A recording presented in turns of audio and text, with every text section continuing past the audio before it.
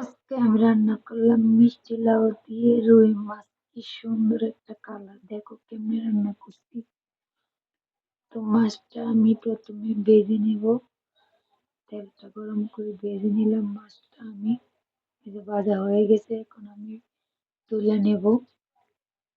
আর তেল দেব না আমি, এই তেলে আমি পেঁয়াজটা দিয়ে দেব।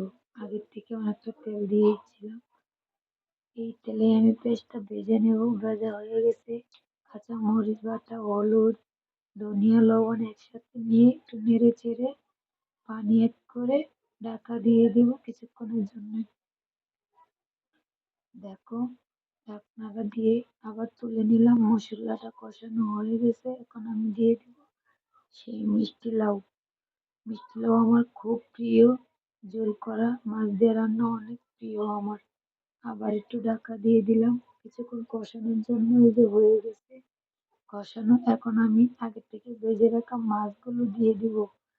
আর তার সাথে একসাথে ধনিয়া পাতা দিয়ে দেবো, অ্যাড করে দিয়ে একটু নাড়িয়ে আমি ঢাকা দিয়ে দেবো কিছুক্ষণের জন্য, যতক্ষণ না হয়।